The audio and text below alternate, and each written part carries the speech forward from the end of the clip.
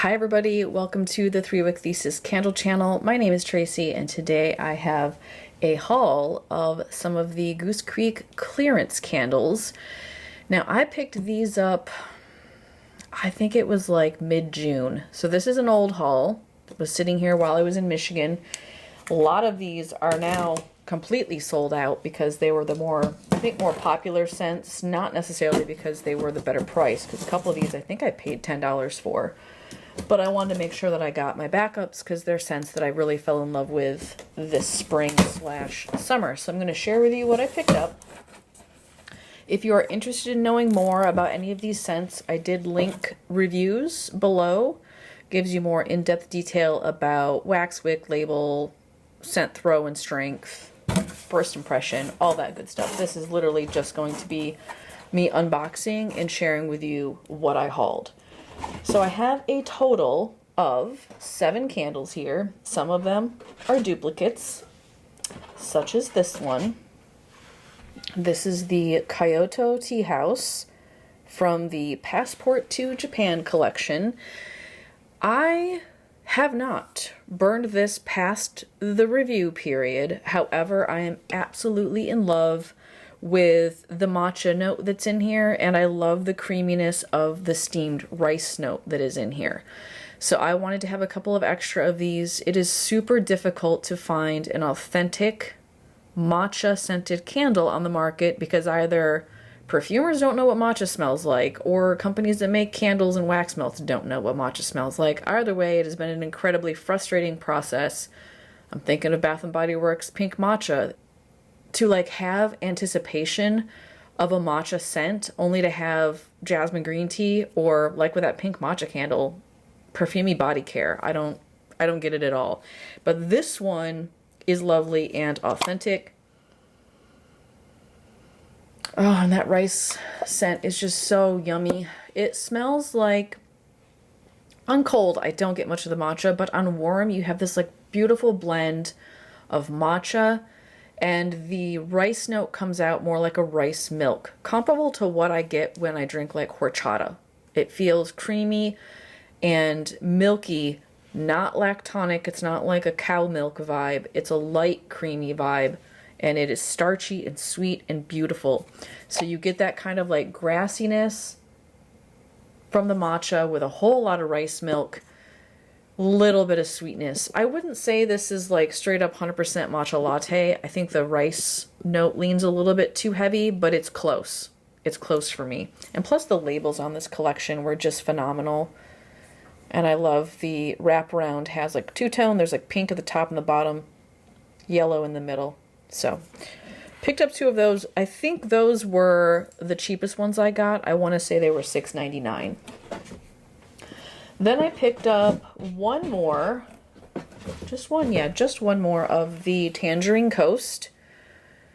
This I did my review on. I remember being like, I like it, but I wasn't like super impressed by it.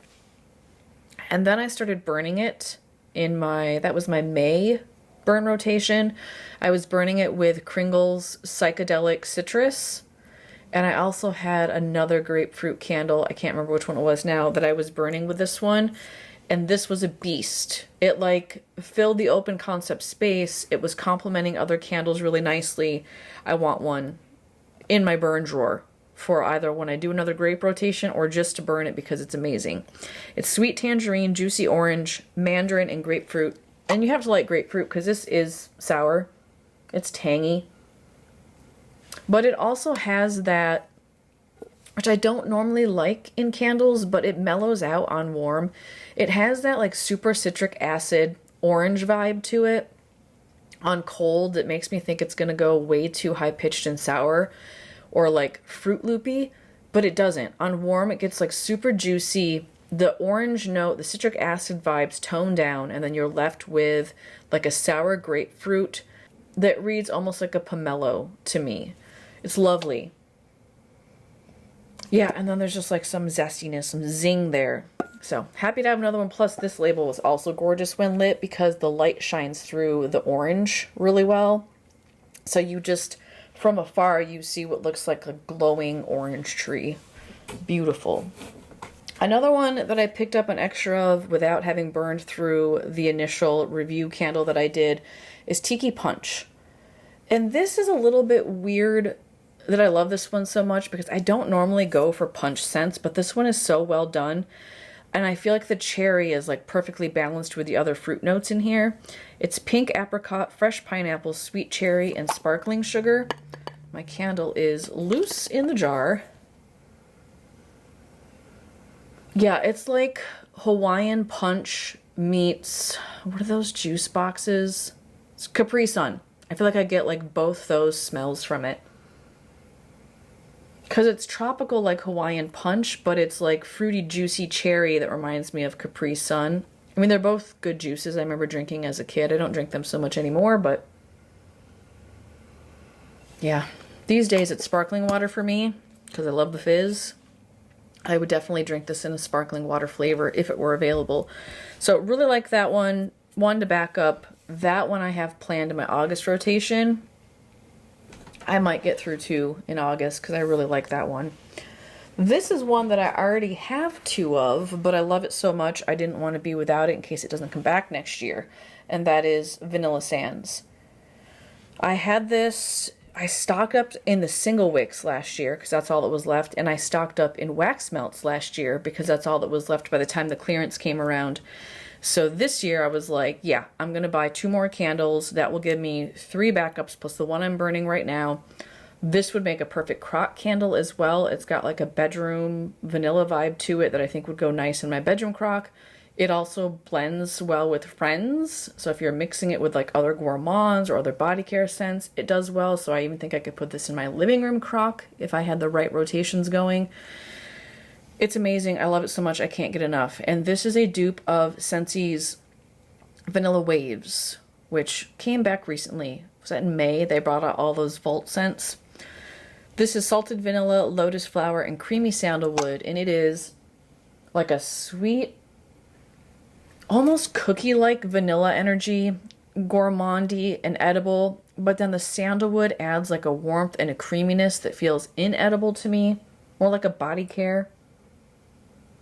But not perfumey, it's just like rich and warm and comforting. Yeah, I want to both eat it and wrap myself in it. That's how I always describe this candle. So I got 2 of those. And then the last one I hauled, because I got through this one really fast in the review. This was one of the few Goose Creek candles that in my lit review episode, I think that might be the first time ever that I got through the whole candle for the review. And that was because this one, the pink cherry and pistachio cream, sounded a lot like the one that came out for Valentine's Day that went burnt popcorn, and a lot like the one that came out at Christmas, which went burnt popcorn. And I wanted to test this one for y'all to make sure it didn't go burnt popcorn. And sure enough, it didn't. But then I loved it, and then I didn't have any of it left because I burned the whole thing through for my review. So I picked up another one of these. Despite the phallic imagery on the front, the ice cream cones, it is beautiful when it's lit because the light shines through all these like leaves, and it actually projects like a beautiful palm motif onto the wall wherever you're burning it. So like I burn it over here on my side table and it projects palm leaves onto the wall. So it's a really pretty label jar, plus the scent is amazing. It's pink cherries, warm pistachio cream, whipped icing, and vanilla bean. And the pistachio note in here reads cherry anyways. So then you're adding in that cherry note. It just kind of sweetens it up a little bit, makes it feel a little bit artificial. And then there's a warmth from the vanilla bean as well as the whipped icing.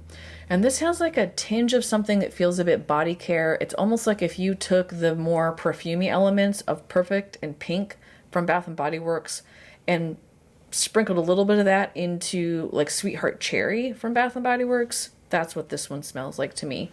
But it doesn't go full body care. I would still eat it, but there's something that just feels a tinge like high-pitched and floral to it. So love this one, happy to have another one. And there are some new pistachio candles that are already out in the new fall collection that dropped. So I'm definitely going to have a pistachio themed something in a future rotation. And I might include this in that, or I might save this and do this with Sweetheart Cherry come February. we'll see. I don't know how excited I am to get into it right now. I kind of want to save it and keep it in my collection for a bit and then be in love with it when I pull it back out later next year. I think that would be fun. All right, y'all, that's what I picked up for the clearance. Not a whole lot, but I'm also just trying to reduce the number of candles that I'm backstocking. I have learned, and if you didn't see it recently, I did a backstock destash. I am learning that when I buy 7, 8, 9, 10 of the same scent, that I end up getting bored of it, and or my taste change, and 2 years later I'm like, why did I buy 8 of these? Like, there's such better candles on the market. So I'm really trying to like tame the inclination in me to go ham and buy like a ton of the scents I love, and really most of these just picking up like one extra unless I really thought it was phenomenal and then I picked up 2. But just trying to slow my roll and be really selective about which ones I choose to keep in my backstock cabinet. 1, because it's almost full, but 2, I just don't want candles to go to waste, and I don't want to buy them only to destash them later. I'm trying to get out of that cycle. So I think I did good in terms of how many I picked up during the clearance sale, because there were quite a few that I would have liked to have bought that I passed on. So a win-win for me. Tell me in the comments below what you picked up during the Goose Creek clearance sale. It's still ongoing, so are you going to go in and buy anything that's left? Do you have any questions for me? You can share those below as well.